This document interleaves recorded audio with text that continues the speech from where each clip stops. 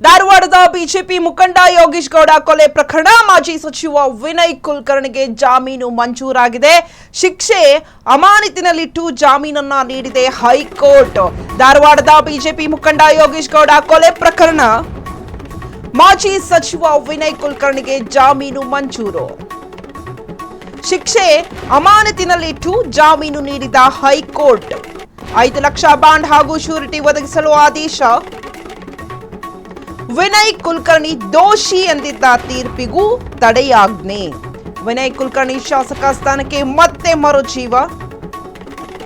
High court ವಿಭಾಗೀಯ ಪೀಠದಿಂದ ಮಹತ್ವದ ಆದೇಶ. ನ್ಯಾಯಮೂರ್ತಿ ಮೊಹಮ್ಮದ್ ನವಾಜ್, ನ್ಯಾಯಮೂರ್ತಿ ಜಿ ಬಸವರಾಜ್ ಅವರ ಪೀಠ.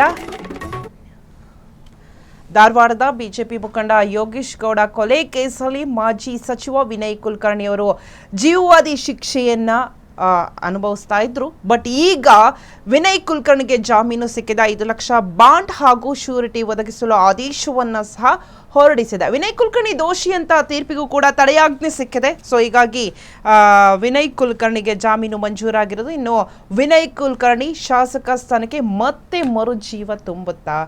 ಇನ್ನು ಹೈಕೋರ್ಟ್ ವಿಭಾಗೀಯ ಪೀಠದಿಂದ ಜಾಮೀನು ಮಂಜೂರಾಗಿದೆ ವಿನಯ್ ಕುಲಕರ್ಣಿಗೆ. ಸೊ ವಿನಯ್ ಕುಲಕರ್ಣಿ ಅವರು ಯೋಗೀಶ್ ಗೌಡ ಕೊಲೆ ಕೇಸಲ್ಲಿ ಜೈಲು ಅನುಭವಿಸ್ತಾ ಇದ್ರು. ಜೀವಾವಧಿ ಶಿಕ್ಷೆ ಸಹ ವಿಧಿಸಿತ್ತು ಕೋರ್ಟ್. ಬಟ್ ಈಗ ದೋಷಿ ಅನ್ನೋದಕ್ಕೆ ದೋಷಿ ಅಂತ ಹೇಳಿ ಶಿಕ್ಷೆಯನ್ನ ಕೊಟ್ಟಿದ್ರು. ಶಿಕ್ಷೆ ಅಮಾನತಿನಲ್ಲಿ ಇಟ್ಟು ಜಾಮೀನನ್ನ ಹೈಕೋರ್ಟ್ ಕೊಟ್ಟಿದೆ.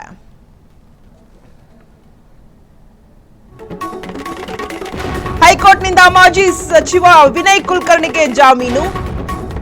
ಧಾರವಾಡಕ್ಕೆ ಹೋಗಲು ಅನುಮತಿ ನೀಡಿದ ಹೈಕೋರ್ಟ್ ವಿಭಾಗೀಯ ಪೀಠ. ಇಬ್ಬರು ಶ್ಯೂರಿಟಿ 5 ಲಕ್ಷ ರೂಪಾಯಿ ಬಾಂಡ್ ನೀಡಲು ಸೂಚನೆ. ವಿನಯ್ ಕುಲಕರ್ಣಿ ಜೊತೆ ಚಂದ್ರಶೇಖರ್ ಎಂಡಿಗೂ ಜಾಮೀನು. ದೇಶ ಬಿಟ್ಟು ಹೋಗುವಂತಿಲ್ಲ ಎಂದು ಕುಲಕರ್ಣಿಗೆ ಸೂಚನೆ. 3 ತಿಂಗಳಿನಿಂದ ಜೈಲಿನಲ್ಲಿದ್ದ ಕೊಲೆ ಕೇಸ್ ಅಪರಾಧಿ ಕುಲಕರ್ಣಿ. ಜೀವಾವಧಿ ಶಿಕ್ಷೆಗೆ ಗುರಿಯಾಗಿ ಪರಪ್ಪನ ಅಗ್ರಹಾರದಲ್ಲಿದ್ದ ಕುಲಕರ್ಣಿ. ಇಂದು ಸಂಜೆಯೊಳಗೆ ಜೈಲಿನಿಂದ ಕುಲಕರ್ಣಿ ರಿಲೀಸ್ ಸಾಧ್ಯತೆ. ಏಪ್ರಿಲ್ 17ರಿಂದ ಜೈಲಿನಲ್ಲಿದ್ದಂತಹ ವಿನಯ್ ಕುಲಕರ್ಣಿಗೆ ಈಗ ರಿಲೀಫ್. ಎಸ್, ವಿನಯ್ ಕುಲಕರ್ಣಿಗೆ ಜಾಮೀನು ಮಂಜೂರಾಗಿದೆ ಹೈಕೋರ್ಟ್ನಿಂದ. ಈಗ ಒಂಥರ ರಿಲೀಫ್ ಅಂತ ಹೇಳ್ಬೋದು. ಏಪ್ರಿಲಿಂದ ಈವರೆಗೂ ಕೂಡ ಪರಪ್ಪನ ಅಗ್ರಹಾರದಲ್ಲಿ ವಿನಯ್ ಕುಲಕರ್ಣಿ ಅವರಿದ್ರು. ಈಗ ವಿನಯ್ ಕುಲಕರ್ಣಿಗೆ ಜಾಮೀನು ಸಿಕ್ಕಿದೆ. ಇಬ್ಬರು ಶ್ಯೂರಿಟಿ ಹಾಗೆ 5 ಲಕ್ಷ ಬಾಂಡ್ ಜೊತೆಗೆ ಎಲ್ಲೂ ಕೂಡ ಅಂದರೆ ದೇಶ ಬಿಟ್ಟು ಹೋಗುವಂತಿಲ್ಲ ಅಂತ ಹೇಳಿ ವಿನಯ್ ಕುಲಕರ್ಣಿಗೆ ಸೂಚನೆಯನ್ನ ಸಹ ಕೊಟ್ಟಿದೆ ಕೋರ್ಟ್. ಇನ್ನು 3 ತಿಂಗಳಿನಿಂದ ಕೊಲೆ ಕೇಸ್ನಲ್ಲಿ ಜೈಲಿನಲ್ಲೇ ಇದ್ದಂತಹ ಅಪರಾಧಿ ವಿನಯ್ ಕುಲಕರ್ಣಿ ಜೀವಾವಧಿ ಶಿಕ್ಷೆಗೂ ಸಹ ಗುರಿಯಾಗಿದ್ರು. ಪರಪ್ಪನ ಅಗ್ರಹಾರದಲ್ಲಿ ಜೈಲಿನಲ್ಲಿದ್ದರು ವಿನಯ್ ಕುಲಕರ್ಣಿ ಅವರು. ಈಗ ಜಾಮೀನು ಮಂಜೂರಾಗಿರೋದ್ರಿಂದ ಇವತ್ತು ಸಂಜೆಯೊಳಗೆ ವಿನಯ್ ಕುಲಕರ್ಣಿ ಹೊರಗೆ ಬರುವಂತಹ ಸಾಧ್ಯತೆ ಇದೆ.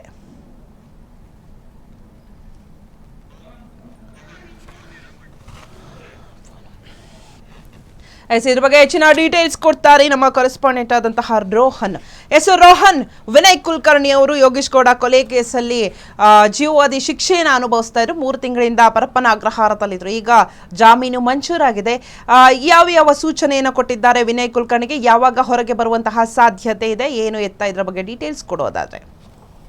ಶಿಲ್ಪ, ಏನು ಯೋಗೀಶ್ ಗೌಡ ಅವರ ಕೊಲೆ 2016 ಜೂನ್ 15ರಂದು ಕೂಡ ಧಾರವಾಡದಲ್ಲಿ ಕೂಡ ನಡೆಯುತ್ತೆ. ಈ ಪ್ರಕರಣಕ್ಕೆ ಸಂಬಂಧಪಟ್ಟ ಹಾಗೆ ವಿನಯ್ ಕುಲಕರ್ಣಿ ಸೇರಿದಂತೆ ಹಲವರು ಕೂಡ ಏನು ಈ ಪ್ರಕರಣದಲ್ಲಿ ಭಾಗಿಯಾಗ್ತಾರೆ. ನಂತರ ಆ ಪ್ರಕರಣದ ತನಿಖೆ ಸಿಬಿಐಗೂ ಕೂಡ ವಹಿಸಲಾಗಿತ್ತು. ಆ ಬಳಿಕ ಧಾರವಾಡದ ಬಿಜೆಪಿ ಮುಖಂಡ ಆಗಿರ್ತಕ್ಕಂಥ ಯೋಗೀಶ್ ಗೌಡ ಕೊಲೆಯಲ್ಲಿ ಶಿಕ್ಷೆಗೆ ಗುರಿಯಾಗಿರ್ತಕ್ಕಂಥ ಕಾಂಗ್ರೆಸ್ನ ಒಂದು ಮಾಜಿ ಸಚಿವ ಮತ್ತು ಧಾರವಾಡನ ಮಾಜಿ ಶಾಸಕ ಆಗಿರ್ತಕ್ಕಂಥ ಕುಲಕರ್ಣಿ ಹೈಕೋರ್ಟ್ ಈಗ ಮಹತ್ವದ ಒಂದು ರಿಲೀಫ್ ಕೊಟ್ಟಂತೆ ಈಗ ಗೊತ್ತಾಗ್ತಾ ಇರುವಂತದ್ದು. ಇನ್ನು ಈ ವಿಚಾರಣೆ ನ್ಯಾಯಾಲಯದ ಕೂಡ ಒಂದು ವಿಧಿಸಿದಂತಹ ಶಿಕ್ಷೆಯನ್ನ ಅಮಾನತಿನಲ್ಲಿಟ್ಟು ಅಂದ್ರೆ ಅಪೀಲ್ ಮೇಲ್ಮನವಿ ಒಂದು ಅಪ್ಲಿಕೇಶನ್ ಅನ್ನ ಅರ್ಜಿ ವಿಚಾರಣೆ ಕೂಡ ಈಗ ಪೂರ್ಣಗೊಳಿಸಿರ್ತಕ್ಕಂಥ ಜಾಮೀನು ಮಂಜೂರು ಮಾಡುವಂತೆ ಈಗ ಹೈಕೋರ್ಟ್ ವಿಭಾಗೀಯ ಪೀಠ ಕೂಡ ಆದೇಶವನ್ನು ಕೊಟ್ಟಿರುವಂತದ್ದು.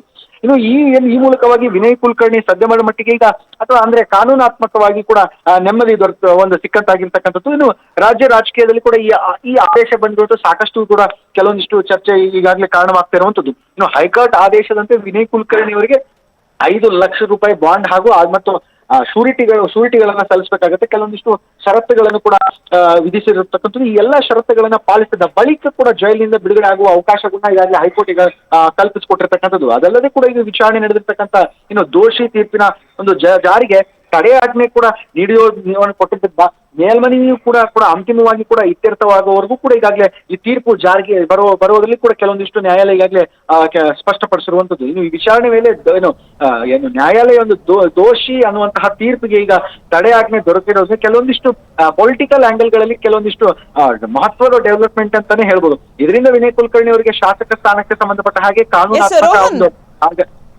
ಎಸ್ ರೋಹನ್, ಈಗ ಅವರು ಇವತ್ತು ಹೊರಗೆ ಬರ್ತಾರೆ, ಅದಾದ ಮೇಲೆ ಮತ್ತೆ ಪೊಲಿಟಿಕಲ್ ಅಲ್ಲಿ ಆಕ್ಟಿವ್ ಆಗ್ತಾರ, ಅವರ ಶಾಸಕ ಸ್ಥಾನಕ್ಕೆ ಮತ್ತೆ ಮರುಜೀವ ಬರುತ್ತಲ್ವಾ? ಅಂದ್ರೆ ಈಗ ಮೋಸ್ಟ್ಲಿ ಬಂದ ಮೇಲೆ ಫುಲ್ ಆಕ್ಟಿವ್ ಆಗುವಂತಹ ಸಾಧ್ಯತೆ ಇದೆಯಾ, ಏನು ಎತ್ತ ಅಂತ ಹೇಳಿ? ಸಹಜವಾಗಿ ಏನಂತಂದ್ರೆ ಶಿಲ್ಪ, ಈಗ ಕಾಂಗ್ರೆಸ್ ವಲಯದಲ್ಲಿ ಕೂಡ ಈಗ ಸಂತಸ ಮೂಡಿರ್ತಕ್ಕಂಥದ್ದು. ಯಾಕಂದ್ರೆ ಯೋಗೇಶ್ ಗೌಡ ಕೊಲೆ ಪ್ರಕರಣದಲ್ಲಿ ಹಲವು ವರ್ಷಗಳಿಂದ ಕೆಲವೊಂದಿಷ್ಟು ಪೊಲಿಟಿಕಲ್ ಆಂಗಲ್ ರಾಜ್ಯ ರಾಜಕೀಯದಲ್ಲಿ ಕೂಡ ಸಾಕಷ್ಟು ಸದ್ದು ಮಾಡ್ತಾ ಇದ್ದಂತ ಕೇಸ್. ಇನ್ನು ಈಗೇನಾದ್ರೂ ಜಾಮೀನು ದೊರೆತ ಕೂಡಲೇ ಕೂಡ ಅವರಿಗೆ ಕೆಲವೊಂದಿಷ್ಟು ಕಾಂಗ್ರೆಸ್ ವಲಯದಲ್ಲಿ ತಮ್ಮದೇ ಆದಂತಹ ಒಂದು ಧಾರವಾಡನಲ್ಲಿ ಮತ್ತೆ ಒಂದು ಮರುಜೀವ ಶಾಸಕ ಸ್ಥಾನಕ್ಕೆ ಮರುಜೀವ ಒಂದು ಪಡ್ಕೊಳ್ಳುವ ಸಾಧ್ಯತೆ ದಟ್ಟವಾಗಿದೆ. ಯಾಕಂತಂದ್ರೆ ಕುಲಕರ್ಣಿ ರಿಲೀಸ್ ಆಗೋ ಸಾಧ್ಯತೆ ಏನು ಈ ಹಿಂದೆ ಕೂಡ ಜೈಲಿನದ್ದಂತ ವಿನಯ್ ಕುಲಕರ್ಣಿಗೆ ಈಗ ಸಂತಸದ ಸುದ್ದಿ ಅಂತ ಹೇಳ್ಬೋದು. ಒಂದ್ ಕಡೆ ಬಿಜೆಪಿಯವರೆಗೂ ಕೂಡ ಕೆಲವೊಂದಿಷ್ಟು ಚರ್ಚೆಗೂ ಕೂಡ ಕಾರಣವಾಗಿರುವಂತದ್ದು. ಈ ಕೊಲೆ ಪ್ರಕರಣಕ್ಕೆ ಸಂಬಂಧಪಟ್ಟ ಹಾಗೆ ಹಲವು ವರ್ಷಗಳಲ್ಲಿ ಕೂಡ ನಡೀತಾ ಇದ್ದಂತ, ಹಲವು ವರ್ಷಗಳು ಸದ್ದು ಮಾಡಿದಂತಹ ಈ ಕಾರಣಕ್ಕೆ ಆಮೇಲೆ ತನಿಖೆ ಆಗುತ್ತೆ, ಆಮೇಲೆ ವಿಚಾರಣೆ ಬಳಿಕ ಕೆಲವೊಂದಿಷ್ಟು ನ್ಯಾಯಾಲಯ ದೋಷಿ ಅಂತ ತೀರ್ಪು ನೀಡಿದ ಬಳಿಕ ಕೆಲವೊಂದು ಹೈಯರ್ ಅಪೀಲ್ ಅಂದ್ರೆ ಮೇಲ್ಮನೆಗೆ ಹೋಗ್ತಾರೆ.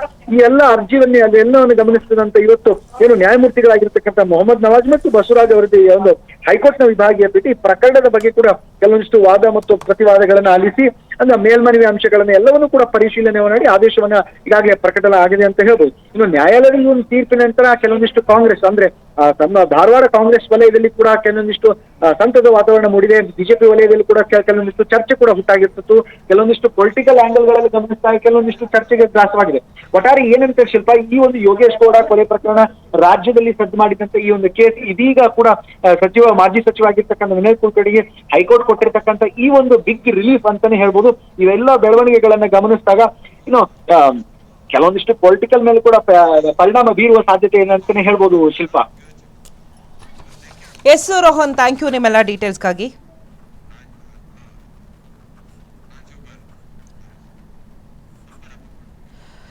ಎಸ್, ವಿನಯ್ ಕುಲಕರ್ಣಿಗೆ ಈಗ ರಿಲೀಫ್. 3 ತಿಂಗಳಿನಿಂದ ಜೈಲಿನಲ್ಲಿದ್ದಂತಹ ಶಾಸಕ ವಿನಯ್ ಕುಲಕರ್ಣಿಗೆ ಈಗ ರಿಲೀಫ್ ಸಿಕ್ಕಿದೆ.